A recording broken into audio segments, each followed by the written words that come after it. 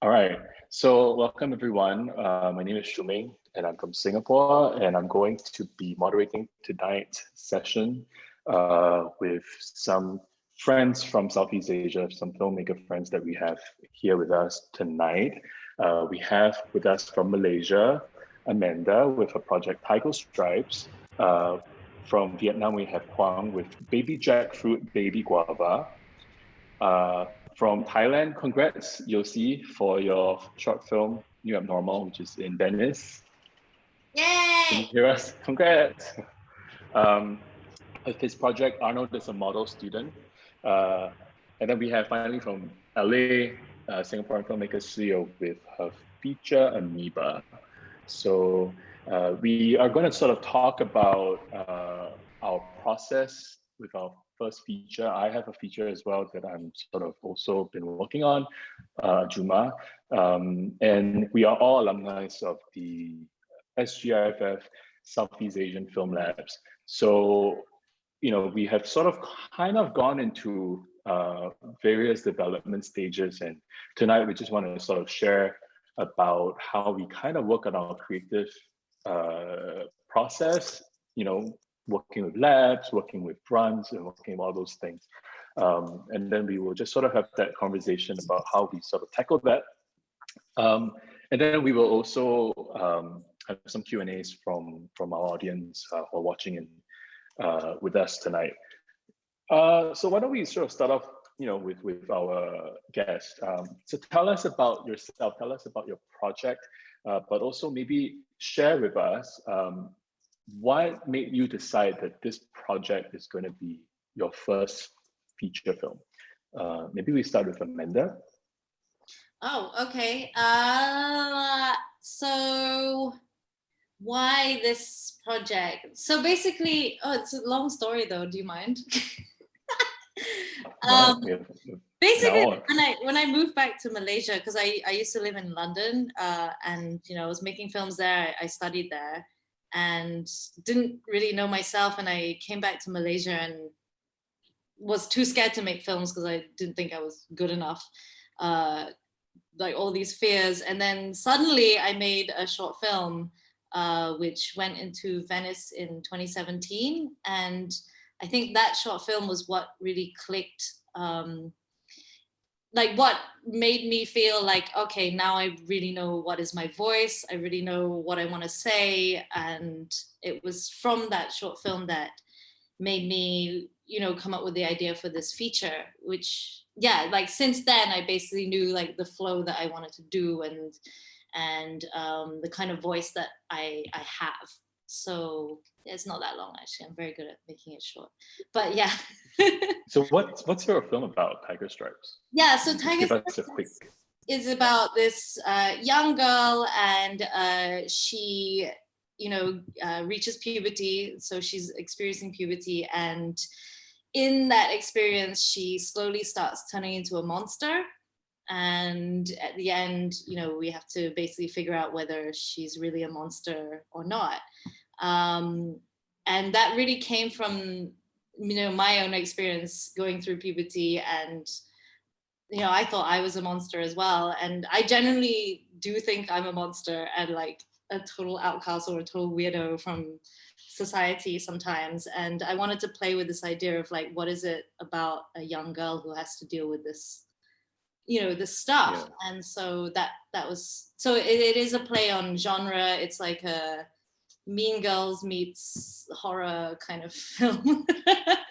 Yeah, so that's what the feature film is about. Thank you. Quang, tell us, can you share with us about your project? Right. So my film is a documentary. It's called Baby jackfruit_baby_guava, and it started up as me taking pictures of my family and then documenting my sister's pregnancy.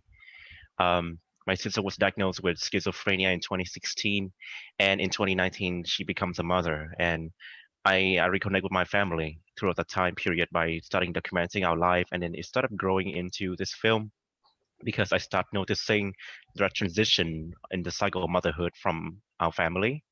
And I've been working on it like since my nephew was born, and now he's 2 years old.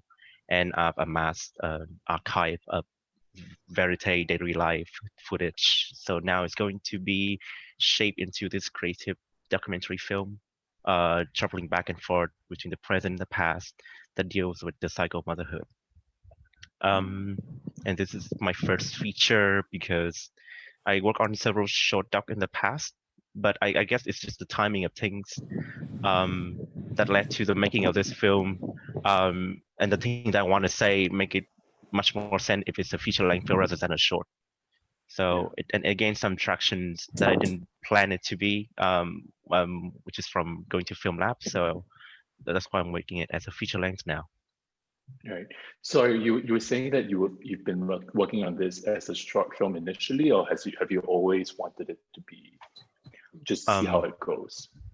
It was more like, let's see how it goes, because it developed from just documenting our daily life, because she would be first-time mother, and that's the first time there's someone younger than me being born in the house. Yeah.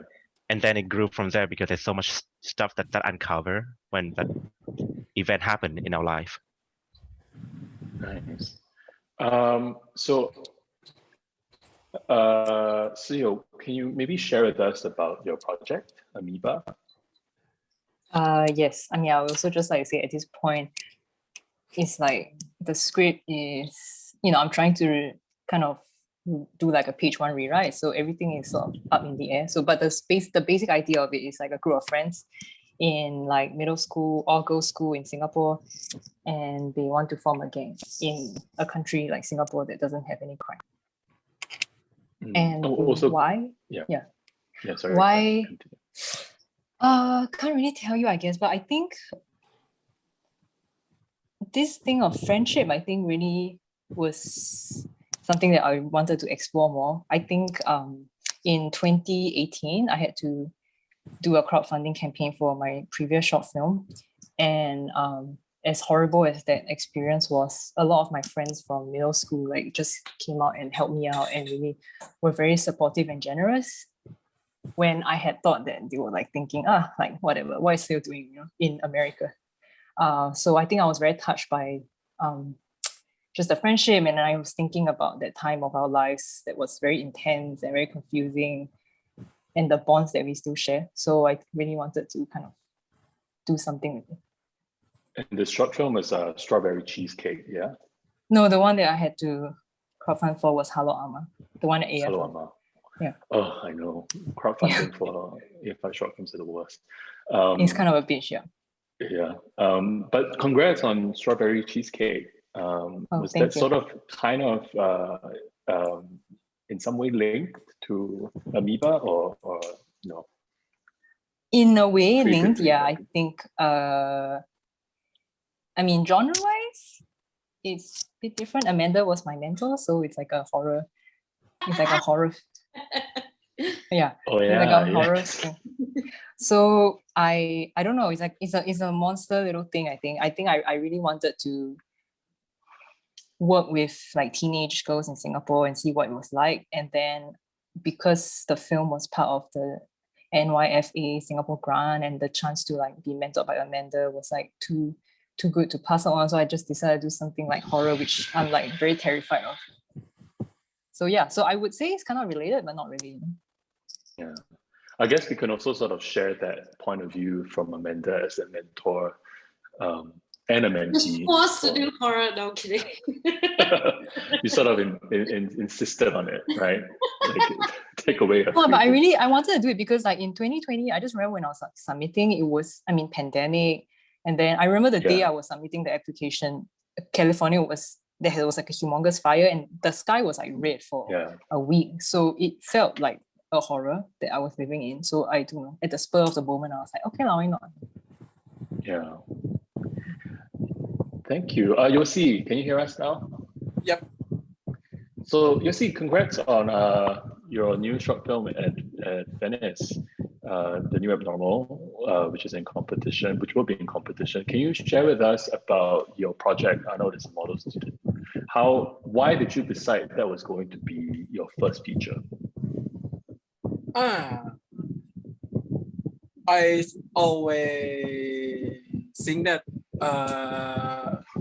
a guy like me must make film that I only truly understand, only.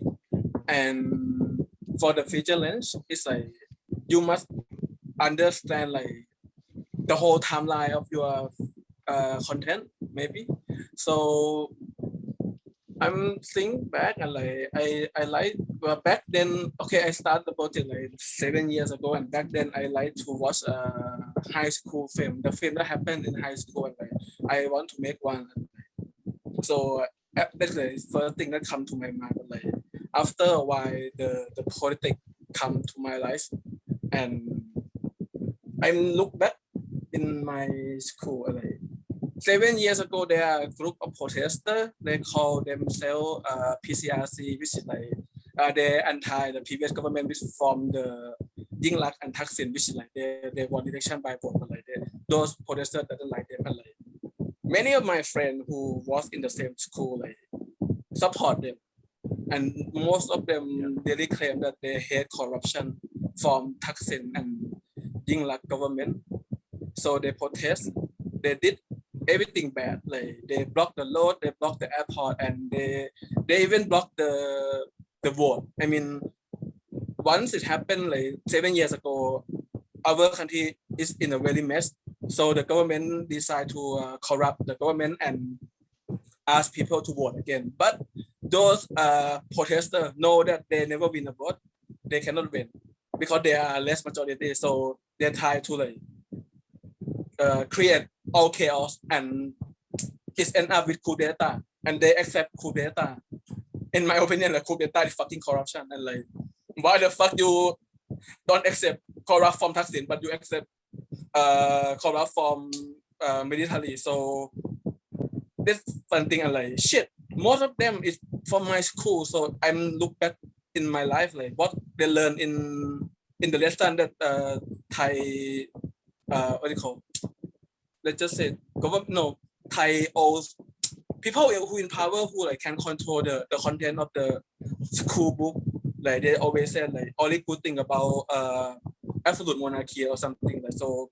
Right. Yeah, I think this prop is like the thing that I want to highlight about, and I know I think I quite understand it, so it can be my first film. Yeah.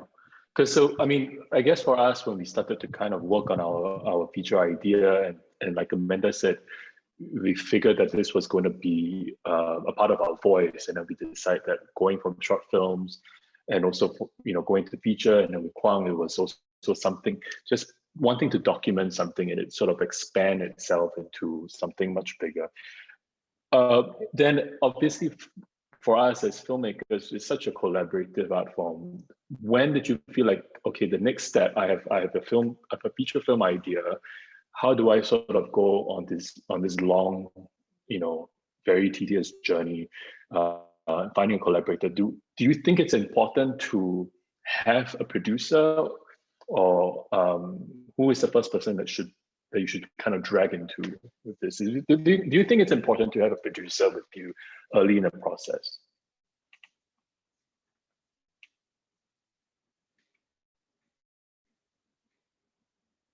Anyone? You'll see you're on mute.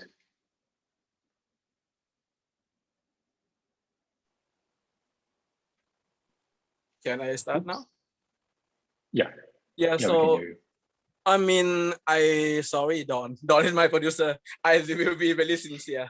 Let's just say many of my short film, I'm a producer director, and I can finish it, and it still went well. I mean, there is some money problem. I mean, maybe in the term of producer hat, I'm not that good. That's why sometimes I spend my own budget, over budget, let's say. But like back to the question, I mean, I still can be producer and director at the same time. But for the feature length, everything is like the scale of making one is like way more bigger, longer, and everything. So you can do it alone again, but why don't you ask someone to help you? It's easier. I mean, I like using people. I like to ask people to help me. Yeah. So I mean, it's okay not to have one. because to have one must be a good one. But like, if you have one, yeah, share the most out of it. That's how it's work. Yeah. Yeah. Anyone else? Yeah, I agree with 𝗏𝗀𝗍 when he said to have one must be a good one. For me, I need a producer, even with my short films, because I'm like really terrible and I don't know how to like do anything. 𝗏𝗀𝗍 laughed as well. So when I had the idea for my feature, I knew that I had to get a producer on board early, but it was a, you know, a special kind of way because my producer and I like have known each other for many years and we've worked in the film industry together. So it was kind of like very obvious that we, you know, it was now our time to kind of work together and do our first feature together. And it's nice because she's also not, you know, a very experienced producer before. So it was like we were both kind of stepping onto this new platform and learning things together. But the bond between us and the trust that we have and the knowledge that we have on how we collaborate together was already there over like 7 years. And it was just a time for us to be ready to kind of start out on this journey together. So for me, I love working as a producer, but it is very, very important to work with the right producer for you. That's my answer. I can talk a bit about my experience. For you?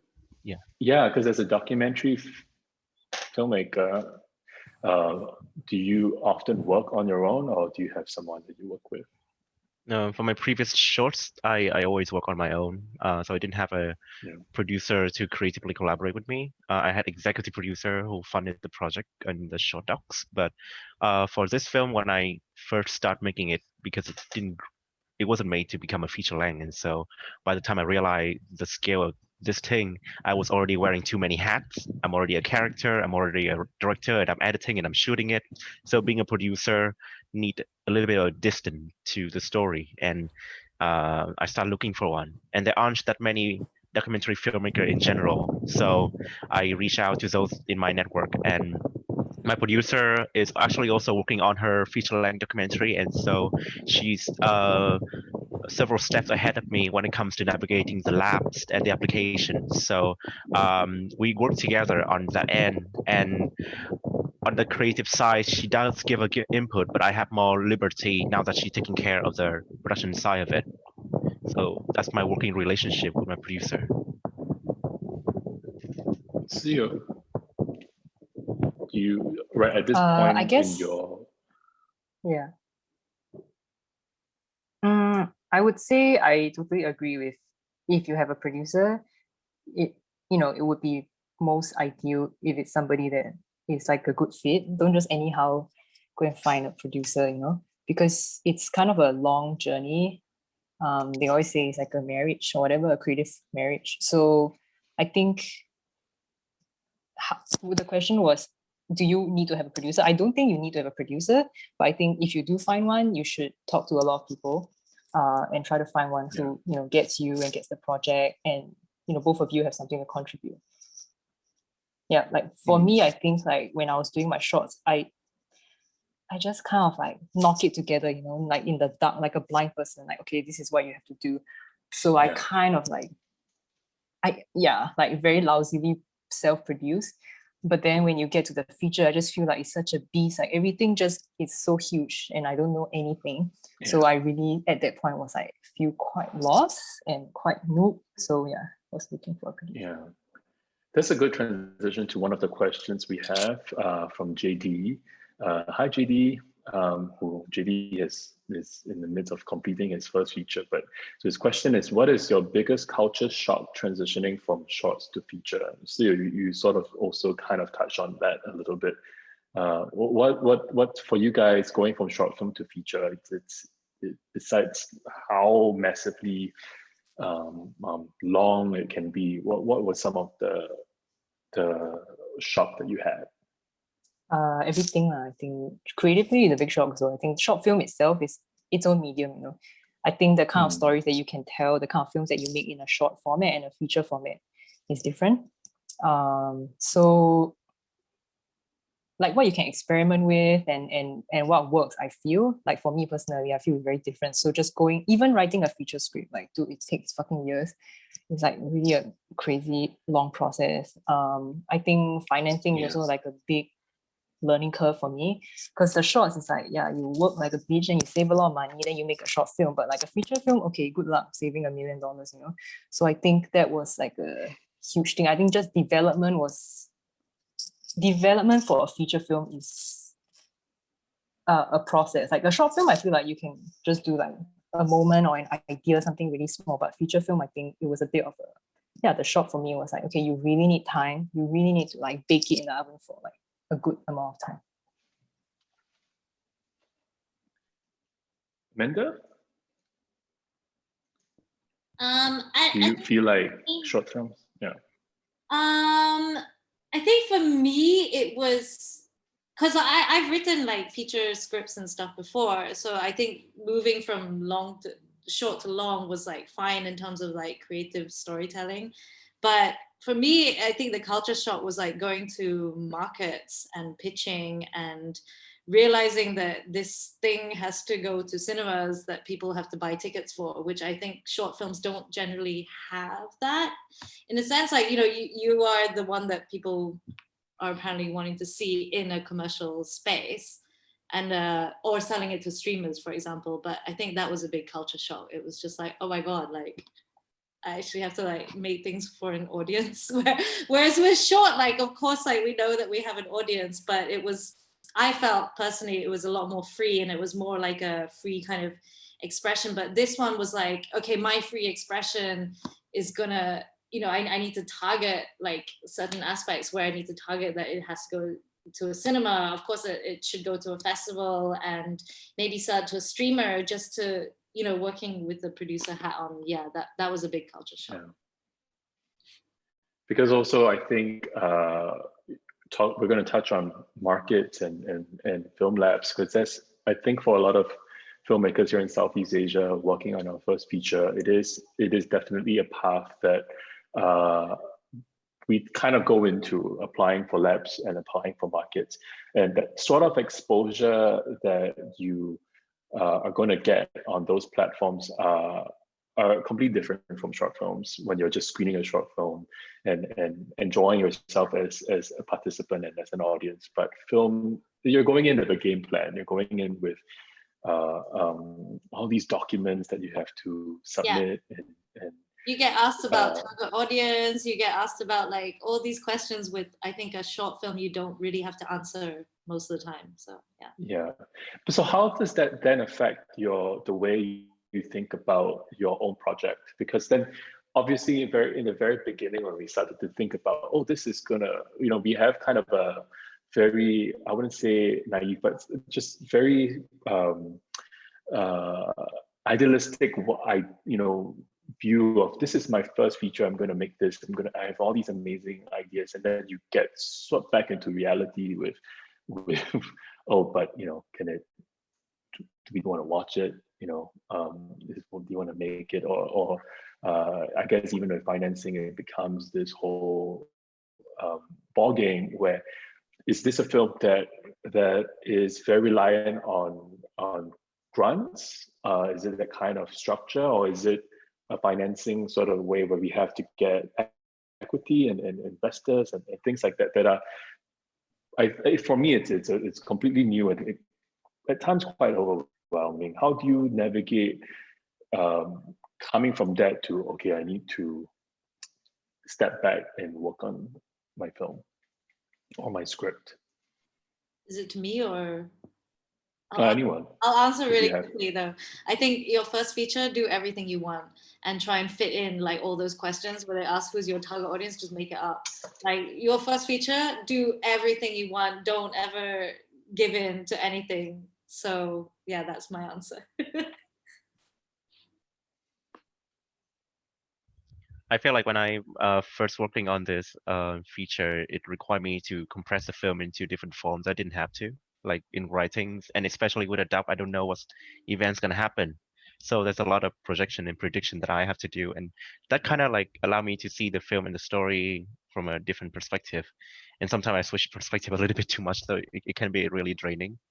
But I feel like with this first feature, I agree with what Amanda said about not compromising what you want to tell, because in its conception, I did hear people having doubts about how feasible the project is going to be, and then giving me advice that probably is best not to make it the way I want it to. And so validation along the way also helps. But ultimately, you are totally free to make a film that no one agrees with except for you and perhaps your characters, because you set out on doing something that's going to take years of your life, so it should matter to you the most.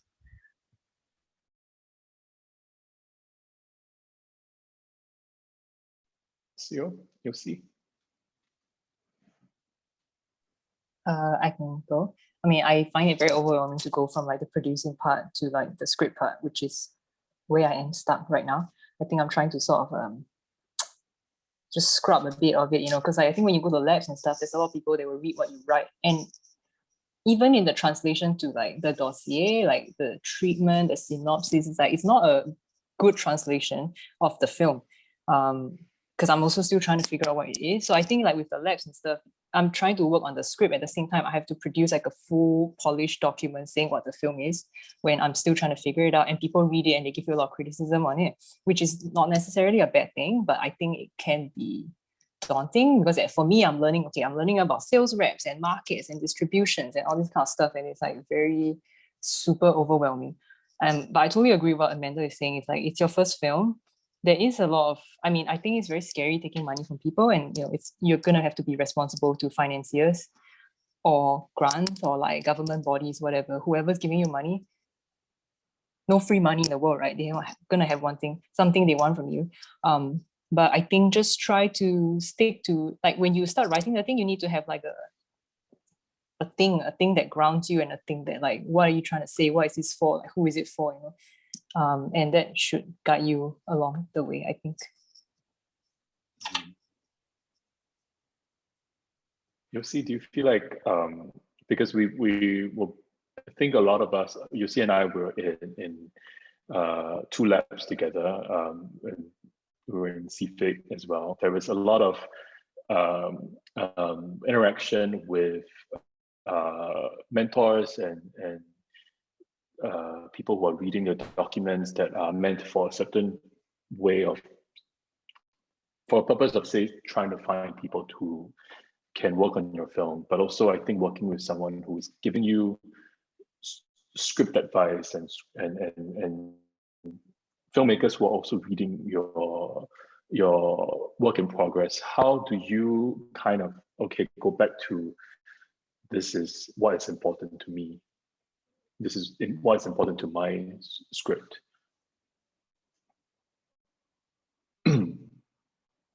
You're on mute. Because the process of my work is really long, and actually it's not start shooting yet, which means it's still happening. And my brain always is also changed. I mean, I did not have the same intention, like same as the 7 years ago, but it's still in the same kind of feeling, but like something can be removed, something can be added, because let's just say in past 7 years in my country, like things change a lot. So, and how I make film is really like reflection on the contemporary reality. And so, yeah, did I answer your question? I mean, I keep changing things, and like, so it's not about the script or feedback or not, and like, you know, until Things you are shoot changing. that. Yeah, like every time you read again the same page, I don't know this joke important anymore, something like that. Now you find out, and this is like even the script of my film, I even know that this scene gonna be changed for sure.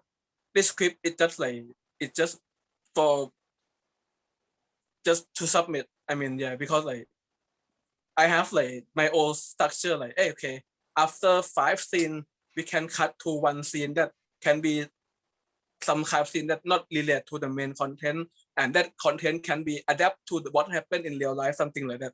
So I know at that moment it still can be put on what I'm thinking right now, not back when I was writing the script, something like that. And let's just say not about the feature, but like recently we are in the COVID, and like I just make film about COVID, and my actors all wear masks, and we shot in January, but now we just know from the festival, so we have to finish.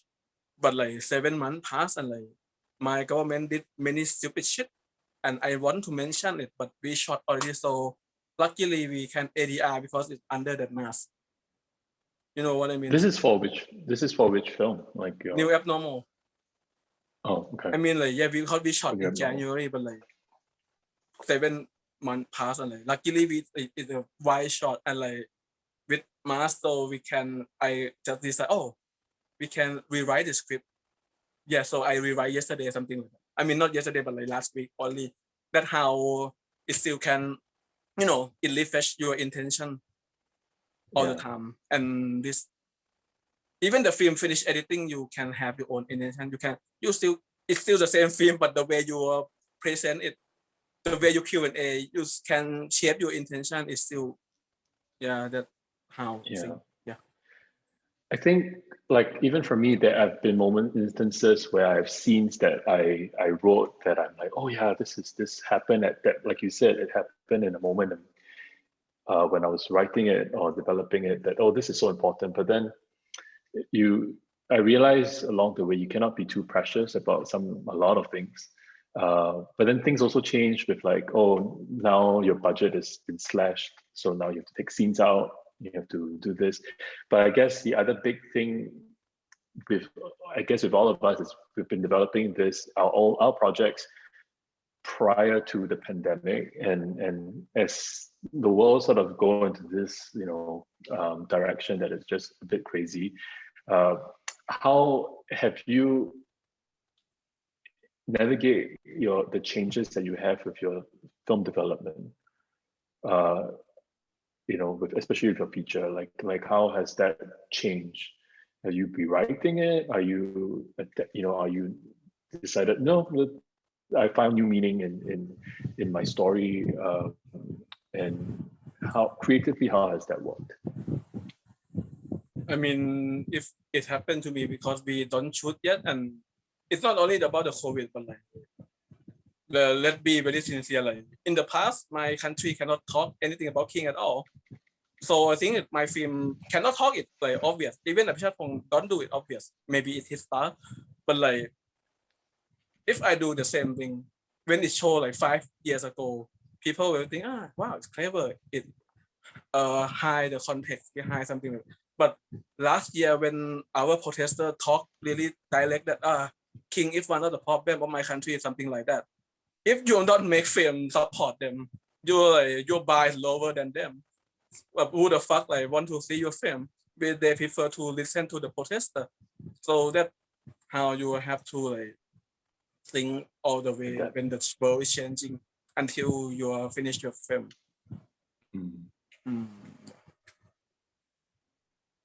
So actually, back to your question, how I navigate in reality navigate. Because you don't mind me sort of saying this, but you also was going to shoot. You were going to shoot earlier this year. So then COVID happened, and things just, what's the update now? Are you waiting for things to kind of get better, or? Okay, back to everyone have the same page. Like we supposed to shoot last year. Last year we think that we secure a budget before the DP from Singapore because we get the budget. We get the grant from IMDA, which we have to work with one creative person at least. So I decided to work with 𝗏𝗏𝗀𝗱𝗏, which is a long time frame. So actually, 𝗏𝗏𝗀𝗏𝗏 was here in Bangkok last December. He came here, quarantined for 2 weeks, and then out for a week, and then we start 𝗏𝗏𝗀𝗏𝗏, and then the COVID come. came again, outbreak. And one is outbreak. I asked Beck for that. Okay, sorry, it a bit too long, but like I don't know which part I should cut. So I asked Beck, hey, can you wait until end of January, like to see how things is going on? But like in the end, until back then in the January, like school cannot open, but and to send Tech back in Singapore and come back here in Bangkok again, like there's some expense we have to spend. And but if you want to hold Tech here, but Tech has no job here, it's another shit happen anyway. So yeah, that's how we send back and postpone. So now another break come again. I mean, on April I was a sound. I mean, I'm work as a boom man for my feature, for my friend film, which is meaning we can shoot. I mean, shooting is still happening, but like end of March, another outbreak come again, and now until today, it's getting worse and worse. So that's why I cannot plan any shit, because I might say, I want to shoot in November, but if November the case still there, the vaccine is not there, and like, how can we shoot? Yeah, school not allowed, and like, even I said that I can develop a lot, but like I cannot be like a script to happen somewhere out of the school. That's too much, you know. Yeah. Quang, what about you as a documentary filmmaker? Like, has this, I mean, how has COVID sort of affected or forced you to change your direction with your project? I think what's interesting is I was lucky to have a year free of COVID, and then quite recently that the new wave started. But so I happened to be able to capture what I needed to. But now that with the lockdown, I know I'm actually editing my film already, even though on paper I'm still in late development, early production. So I see the editing is going to inform what I'm going to shoot next. And like the archive that I'm going to dig into will then be placed into the final structure of the film. So I'm discovering the film through editing now, and I don't try to force into writing anymore, because there's a lot I can't predict anymore. So I think it kind of like changed the process a little bit. But I think that's standardized as well across when you work with different documentaries. Sometimes you edit even though you're still writing the script. Yeah. Amanda, CEO, like any thoughts? Okay, I'm in the same boat as 𝗪𝗀𝗻, because we were meant to shoot last year, and then we pushed it to this year, and then the pandemic just got worse and worse.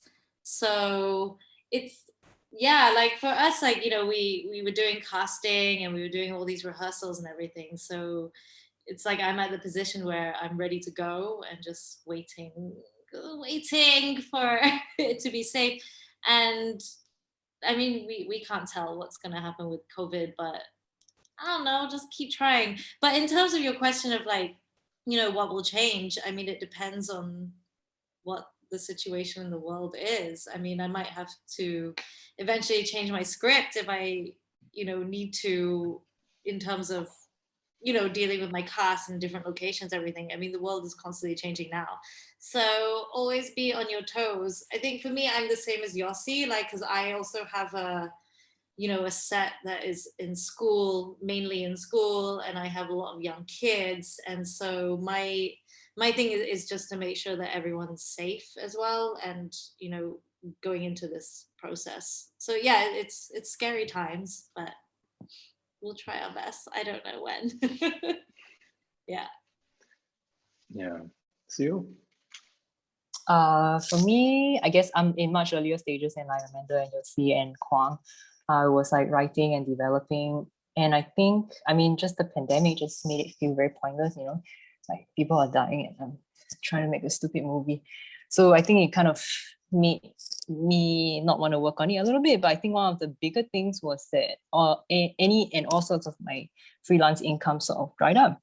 And so that caused a huge, I don't know, just a big source of stress, I think, financially. And I think I wasn't in the right frame of mind to be working on it. Yeah, and I was in Singapore for part of the lockdown. The silver lining here, I guess, is it really brought me back to the teenage angst years, you know, just like how locked down it was. I think we're going through stages of like denial, anger, and then, you know, depressed. But now this, I feel like this time I'm feeling a lot of annoyance and anger. Like, I think I'm just really easily pissed. So let's have some questions from the audience that I want to sort of get into. From Juan. Hi, Juan. Juan Fu from Singapore. How do you decide if a producer is a good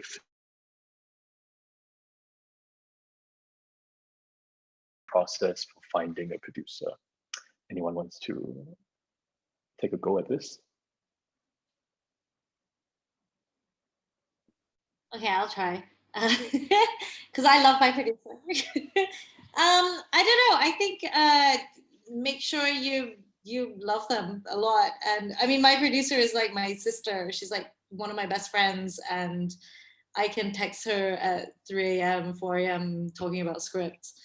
She might not reply sometimes, but you know, if she does, it's really great. But I think it's like, it sounds so cheesy, but it is kind of like, you know, you got to feel it in your gut whether you really like this person. Of course, look at their track record, look at how they've worked, what kind of films they've done, and see if you vibe well. But also, more importantly, when you pitch your idea, whether they want to make the same film as you do. I think that's really important.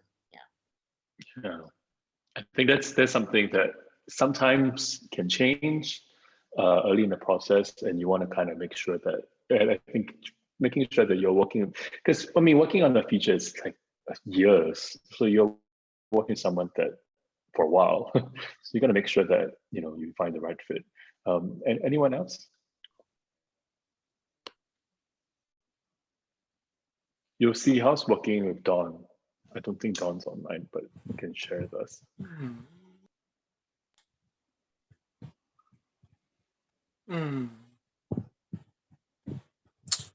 Complicated. Because it is. Oh, everything. I can share the reason. Because how we start from no professional. We start as a friend. And sometimes when I cannot comment something that in my head, because I'm afraid that I ask friend to help my project. Like maybe it's somehow my fault that I see myself as the owner of the film. Only I never see him as much as owner as I see it. I mean, I admit, but yeah, that's how the problem. That's why it's complicated. But let's just say the good thing. Like, he do what I cannot do very well. Like he has his function that I know that I want to work with him in this case, and the other case that I don't need him, I can do it. That's how I But to be the truth, to be really sincere, I'm not a good producer. I try to produce to one of my students. It sucks. Sorry, man. Produce for a student. And I know that when I produce for someone else, it's like, no, it's really bad. When I produce for myself, I put 100%. But when I work for the guy, like 5% enough. Good. Yeah. Sorry, man. I mean, now the director know that I'm working with him like that. But yeah. So I mean, I would talk to the filmmaker that not really confident in yourself. Like, I mean, I'm really hardcore, and like it might hurt my producer feeling, but I think be sincere is more important. Yeah. Remember the day you went to shoot your film. Yeah. Maybe that day your producer was not there, but you still can finish it. You know what I mean? Yeah. I mean, have producer is important, but like not everything. I mean, maybe because I'm the one that, that now people who work as a producer with me will not happy with it. Yeah, okay, I stop. Okay, well, let's find a co-producer. Yeah. Yeah. Anyone else?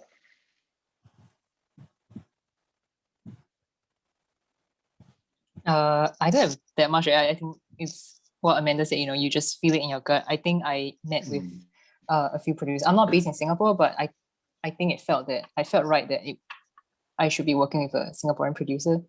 So I met with a few people, and some people were not interested, and Fran was interested, and I was interested in Fran, and there you go. Yeah, and I think it's more, he saw the film in the same way, and he was happy to support it, even though it was like very, very early stages. And so I felt a warmth, and I felt that it was right, even though I had met him for the first time. And I mean, honestly, it's like, he wants to produce my film. Oh, okay, I'll take it. Yeah, I think also making sure that the producer, obviously have the same vision as you, but also I think for me, it's also, there are certain things that I can't do, that I don't have that sometimes the personality for, and I know my producer is able to sort of thrust through that. Kwang, do you have anything to add? Because I think the next question maybe is more for you. Oh yeah, it's just on the producer side. I am also in talk with some potential co-producer, so I haven't agreed to anything, but I think when we can also set expectation of what we want to look for from a certain producer. So it would be great if one person can bring everything, but more often than not, that's not the case. And so I feel like if the better you know your need, then the more you can find the right people. So the way I set up my team working with me, I have specific expectation for them. The main producer can take care of the logistic film lab and application budget side of things, whereas maybe my associate producer can take care more on the creative input or navigating through the mental health that I and my family member go through when we make this personal film. And maybe a future producer can take care of some of the funding as well. So when we develop this project and meet more interested people, you actually have more choices. And so the better you know your need, the more you'll be able to find the right people. Yeah. So I have another question from 𝗔𝗶𝗀𝗶𝗴. 𝗔𝗶𝗶𝗶 asks for documentaries, filmmakers. When you're constantly projecting the story for labs and fundraising, how do you take a step back and make sure that you aren't trying to shape the action, the script that you have written? So that's a good question. Because you obviously have written and added, or something that's written, then things sometimes change. How do you take a step back to that and not try to play God? I feel like when I work with the labs, what I will be able to do is imagine a little bit more compared to when I actually on set and shoot. It's beyond my control what happened. So the writing process is actually when I have more power in terms of what event can happen. But when I'm actually shooting, those events, I don't really have much influence over what actually happens. So I feel like to take a step back and make sure that I'm not limited to the writing. It's just about the approach when I see the character in the film. I don't think that clarifying now. I guess it's about perhaps when you write on this idea, it's actually empower you. So when you're on set and multiple things happens and that is beyond your control, you have a set of things that you can rely on. But I don't necessarily think that having those writing would limit you. I think those are more stepping stones, so you are able to navigate better in an environment where you don't have a lot of control over. I think that's what different between fiction and documentary, because I think that's a legitimate concern when you make a fiction film. Versus when you make a doc, a lot of what we have to work with is the things that are beyond the control already. So the writing, I think, helps more than limits in a way. All right, so I have another question from Nate. Just out of curiosity for everyone, filmmaking is a long and arduous journey. Which would you say is your favorite part of the process and why? And along those veins, can you talk about how difficult, easy for you personally it is to stay focused and committed to the original intent arc of the story as months go by, in addition to all the bureaucracy and hoops that you have to jump through? So I guess just it's a long question. So sum it off. What's your favorite process and why of making your film so far? And how do you stay focused on what you had intended the film story to be?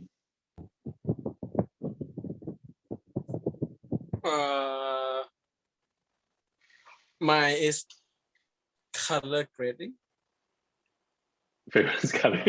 Yeah, because I know nothing about grading and I'm like control freak in everything, you know. If you look at my film, see at my credit, like you'll see it writer, director, producer, editor, sound recordist, and stuff, you know, ADR artist, Foley artist, and like I know nothing about color grading, and that's how I'm in the grading room. I feel like it's more relaxed the most, and like let 𝗏𝗃𝗃 do the job for you. Let 𝗏𝗃 yeah, whoever color for you. yeah, and so I think like color grade because it like mostly we do color grade when you're lock your editing, which means that means you're done. Yeah, we're like serious task, quite done. Yeah. What else?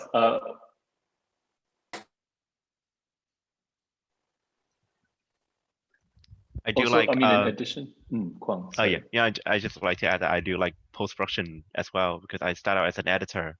So I actually write my film after I edit and play with some of the footage that I already have, and it's much more productive that way to me.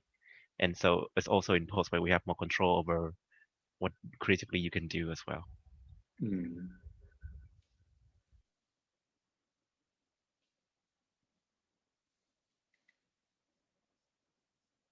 Oh, I have a lot more questions. Oh, I just want to say that I'm not trying to be a copycat, but I love editing.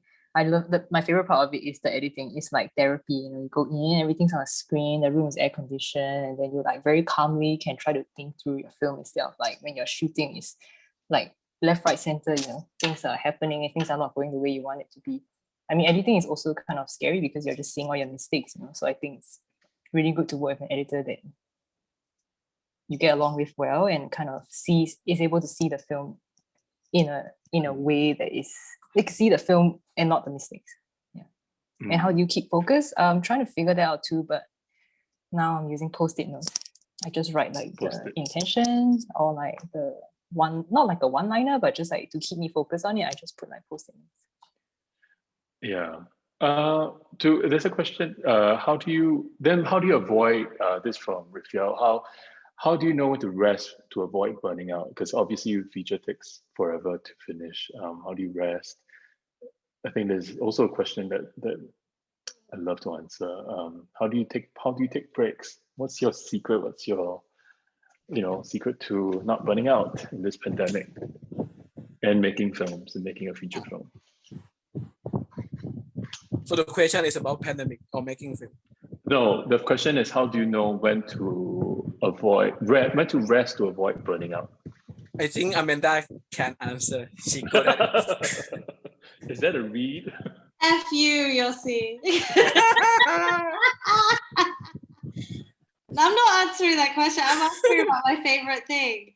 I haven't got to answer that yet. No, everyone says they like post-production. I hate post-production. I'm like terrified of it. Like editing is when I see everything I did wrong.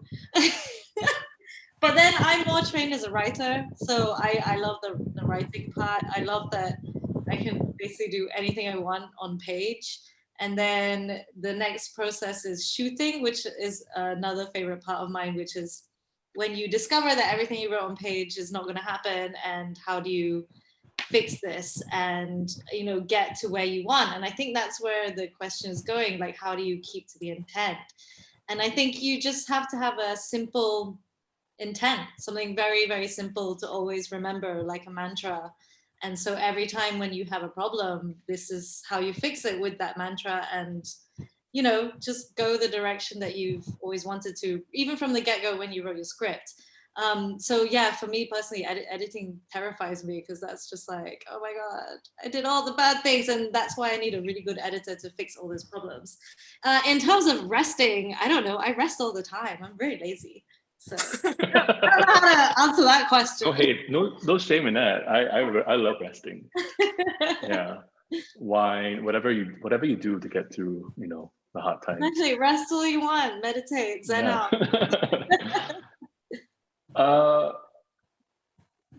can you guys bring us through your thought process behind your scripting and ideations? Yours was Post-its. Do you guys watch films before going into a rewrite, or any rituals, or any sort of like? I go on YouTube and waste time on YouTube, and then I watching stupid things, and I'll go into, okay, I need to start writing now. That's my process. What about you guys? The question is before you go into a rewrite, or what? Yeah, I mean your thought process behind scripting and your ideas. What goes through your thought process? I think for me it's a draft by draft basis. So I rely on my producer. Actually, I rely on my producer. I rely on feedback, whether it's a producer or sometimes you might have a script editor if you do go on these labs. And yeah, and through that I plan out what my next plan is to do. And I always have a plan. Otherwise, there's no point in writing a new draft if you don't know what you're doing. Or if you're forced to write a new draft and you don't want to change anything, that's always really difficult. But for me, always make sure that you have this game plan, whether it's fixing your characters or fixing your dialogue, but it's all these small technical script things for me. Watching YouTube and TikTok, that's, of course, that's procrastination, but I love it. Okay, keep going if you guys have done. So I'm just looking through the questions. Okay, we have one about how to manage to secure your funding in this pandemic situation. And do you have insights on how to secure fundings for short films? Maybe let's just answer the first one about securing funding. I mean, I actually have a question. So do you guys feel like as directors it's important for you to know about film financing? Because that's the part I hate. That's one thing I dread, rather. I'm sorry, can you repeat again? Is it important to know film financing as a director? And then the question from the audience is, how do you manage to secure your funding in this pandemic situation? So actually, yes, as a producer, but as for me, I'm a director / producer, so it's the same person anyway. Yeah. And how I secure the funding, I'm still not secure, so cannot answer. Yeah. I think with this pandemic situation, at least right now, it's a little dreary. It's a little, I'm in the midst of still trying to finish some gap financing, and it's some financing here and there, and it gets very tricky. It's a lot of knocking on doors and people that grants, film labs, and all of that are important, I guess. I think knowing the film labs that you have to apply to is important. So maybe quickly touch on that. Like for you guys, what are some of the film labs and markets that you have applied to or you are part of, so that some of our audience can take note? Can I back to previous question? Because I want to share that my brain is super unorganized, and I don't have time that I'm like, hey, 8 a.m. till 10 a.m. I'm writing script. It's not like that. It's just happen whenever you do, like when you eat, it's like, oh shit, I can write about makbul joke, something like that. It's so I don't have my work time. it keep have stuff in your head and manage stuff, and that's why many times I ask you again about the question, because my brain is looking at another monitor looking for Bitcoin and stuff, my brain is super unorganized, man, and it's okay to have unorganized brain. We can talk about Bitcoin later. I know nothing about it. I'm just what they call mod. Yeah. So film financing, film markets, labs. So what are some of the labs and film markets that you guys have applied to? That just give a quick shout out so that some of the audience listening who doing research, they would know. Amanda, so yours is genre-based. Is there a specific labs and markets that are very much for genre films? Yes, there are. So for me and my producer, when we first started out, we basically applied to everything. And we did get into like a lot of things that we wanted. So I was very lucky. So I would suggest everyone to just apply for everything that you know out there and try your best and see what happens. So we were really lucky, and we actually got into a lot of labs, and we ended up going to markets as well. So our first market was Cinemart, which was a really, really big market. And then through labs, we also did Ties That Bind, and we also did 𝗶𝘴, which is a genre one. So that's a Korean market. And then through that genre one, we won an award to go to SGIFF, which is another genre film festival. So we did like the art house and the genre markets. Like we did so many markets. But and then we also got invited to Atelier Ciné Fondation in Cannes. So yeah, we kind of did both. It was like cinema, Atelier, and then SGIFF, 𝗶𝘴, and we kind of covered all our bases, because that's pretty much what the film is. It's not pure genre, nor is it pure, like, I don't know what it is actually, but you know, it's genre with some art house things. I don't know. I'm not a producer. I don't know how to answer that. But basically, say yes to everything, apply to everything, and get all the help that you can get, because that's basically what the labs are there for. So that's how I felt anyway. Yeah. Oh, I have a question from Lorna. Hi, Lorna. Sending you lots of love from Amsterdam. Finding a tribe and community and family in the film world is important to the process. Yep. But also hard to maintain your individual voice and vision. How do you all find the balance in building your gang and keeping your voice ultimately your own? Anyone? I think so. I can think, yeah. So there aren't that many documentaries filmmaker in general, but like I collaborate with some of the other documentary who are also working on the feature length here. And we realize that if we only go through these process on our own, then there's really no cascading knowledge to the next feature-length documentary filmmaker to navigate the international market. So we gang up by like creating this initiative where we take on shorter project and help them develop. So kind of like bringing a mini version of the Southeast Asian Film Lab to a local tiny audience and a group of filmmakers. So we've been doing that as a way of cascading what I'm doing with my film, what my producer doing with her film. And in doing so, we also have this group that we can exchange ideas about how we're navigating the labs and also our films. I think the question of if we want to be able to stick to our original idea is going to be always there when we collaborate with other people. I guess for me, sometimes the lack of choice also helps, because there aren't that many voices. In Vietnam, yes. or Southeast Asia? Well, for doc, I guess in general, there aren't that many, maybe compared to fictions. So it's about like the selected handful of people that you allow yourself to open up and really exchange your ideas. So ultimately, the collaboration network is there to help you navigating through the tasks and the thing that these labs can bring. And they are helpful, but like you can take their advice and input with a grain of salt here and there. How about 𝗔𝗂𝗍? Because you are in LA. Is there that community that you try to build where you live and also coming back home in Singapore? Because I mean, going to places, trying to form a bit of a family in the film community, it must be tricky. Yeah, I guess because I live in LA, I always feel a bit disconnected from the Southeast Asian peeps, you know. So I think in the past few years, after coming to SGIFF in 2018, my first time, I really felt like, wow, you know, these are my peeps. I mean, being in America is okay.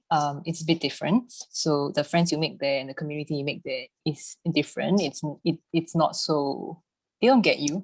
So I think I have some friends here, and we go on walks when we're unemployed, and we try to encourage each other. And we read each other's scripts and stuff. But I think like I started coming back to Singapore, Southeast Asia more, and I made a big effort to like, apply to SGIFF Lab, apply to CFIC and stuff. And through that, I met a lot of good people and people that it's just like, it's different. Like, when you live overseas and then when you go back home, you understand, Shumi.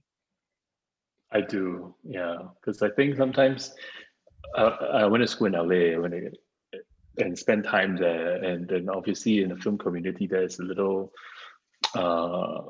of time is explaining yourself and your point of view a lot. And it's fine sometimes, but it sometimes get to a point where, especially obviously when you're here, it's people get it.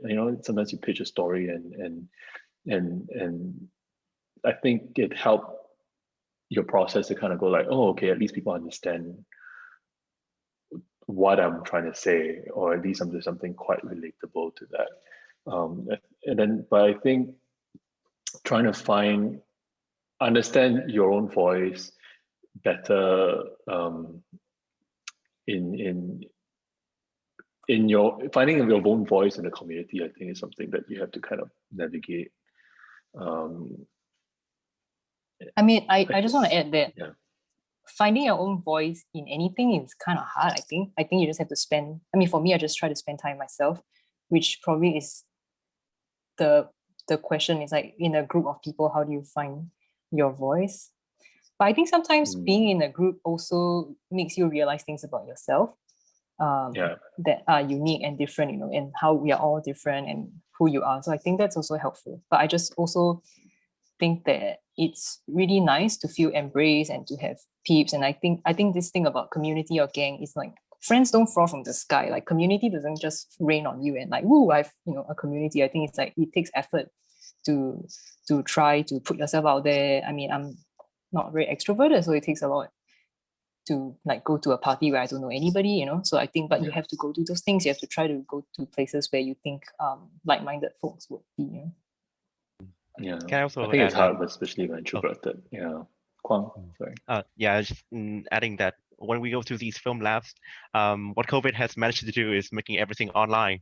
But also I think we accustomed to connecting online as well. So if your local gang doesn't really resonate with the type of film you're doing, you can still reach out and connect to the people you met along the way.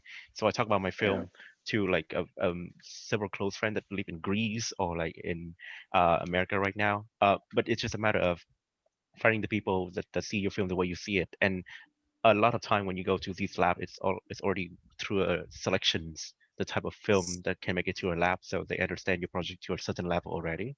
So building your gang can also like a big net on an international level. It's just a matter of having the right people to talk to. So the lab is a good place to start too. So I'm going through the questions. There's one also, which I was kind of noted it as well. How are you guys purely supporting yourself? This is from Jeremy. How are you purely supporting yourself with your features, or do you have other bread and butter jobs? How do you guys continue making what you want to make while staying afloat? We don't have trust funds, so we do a lot of. I teach part-time. I also try to do commercials when we can, write as well. What about you guys? What do you guys do to pay the bills? I get a credit card and pay the debt later when money from freelance job come through. That's how I survived the first lockdown. But I think also freelancing and working on commercial is a standard answer, I guess. Yeah. No one ever wants me to work on commercials because I'm too weird. So I can't do that. But I do write. So I am a writer for hire. So I'll write anything you want. I also teach, well, before pandemic, used to teach part-time. And I don't know, maybe start baking cakes because the pandemic is really long. So yeah, struggling. Normally when without COVID, I'm a boom operator, part-time and part-time lecturer as well, speaker. But now, yeah, no income. You bake? You say you bake? What? No, I'm Did you not say you bake. bake? Oh. I'm not bake. But now I have something else. I mean, cannot show here. It's illegal. Let's just say, yeah. Moving on. Yeah, moving on. 𝗪𝗪 I make margaritas for Diplo. No, I mean, I bartend, I serve, I do commercial treatments. I do a lot of random shit to pay the bills. It's kind of like the big question, you know, how do you financially stay afloat and have like that taken care of to like focus creatively on your scripts? So that is a big struggle for me and for all of us, I think. So just, I would say, just find some sort of bloody skill you have, and that hopefully is flexible enough and frees you up to do what you want to do. Yeah, I think I struggle with that as well, of kind of like, okay, I know I have to put in time, because a lot of the time you put into your features on your own time or after work, and sometimes just trying to pay the bills or just trying to do all these other things drains any energy to want to work on your film. And then with the pandemic, it's just been like difficult, you know. It's hard. So another question: what do you guys do during the pandemic to keep yourself productive and feel good about yourself and your future career? Oh, drink, watch stuff. What else? What do you guys do? I don't know, nothing. Cry. It's terrifying. I mean, I don't know how to keep positive because it's been so long, but you know, it's nice. Actually, one nice thing is actually to see you know, films that are going to festivals, films that are being made during the pandemic. That I'm just like, whoa, they did it! Like, how did they do it? Oh my God, can this actually survive? So I think that's one thing that gives me a little bit of hope that maybe, you know, we can do this as well. Yeah.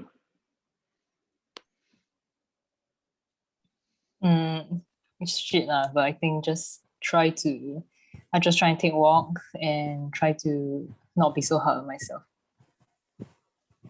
Yeah. For me, it's like turn on the scolding machine in your. That's how I survive with my shitty government.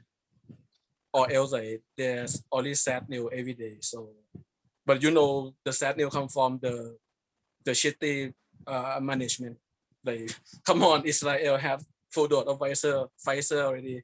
Like the whole world see the better solution, but yeah, our government cannot. So scroll him. Yeah. So just to kind of wrap it up, we're coming to the end. I have one last question from Martin. 𝗪𝗀𝗱𝗶𝗴 is such a mood. Big love. Question for everyone. If you could go back in time to any point in your life, what would you tell yourself or do differently? I'm assuming this is in particular to the feature film development. So if there's something you could go back in time to do differently or tell yourself differently. Buy Bitcoin.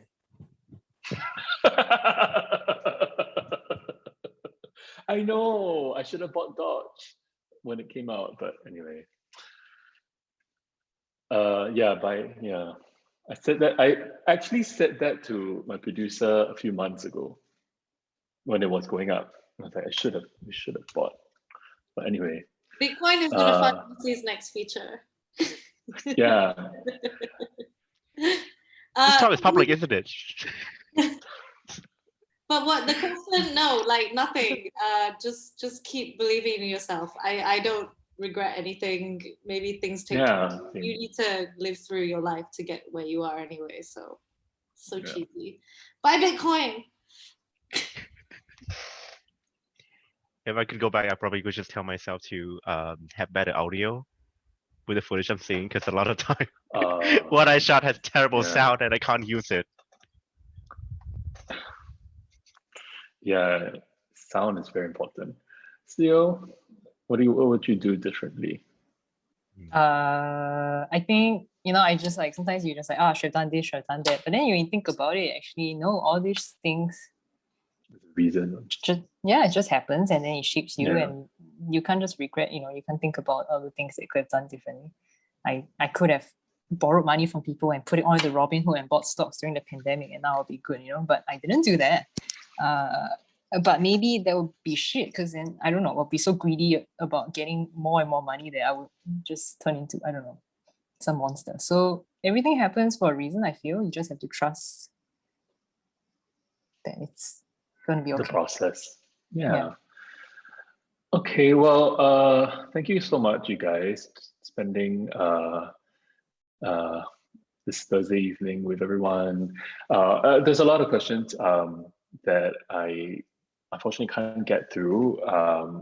And I don't know if you guys can access it, but if you guys want to answer it on the message, please feel free to do that. But anyway, thanks for listening. Thanks for tuning in. And thank you to our panelists, Amanda, Kwang, 𝗔𝗶𝗀𝗀𝗁, 𝗩𝗶𝘀𝗁. And also thank you to SGIFF for organizing this. This is the first of many talks that's coming up in the Film Academy talks by the Singapore International Film Festival. And yeah, so last words before we say goodbye. Anything? Bye. Bye. Thank you. Bye, Bitcoin. Bye, Bitcoin.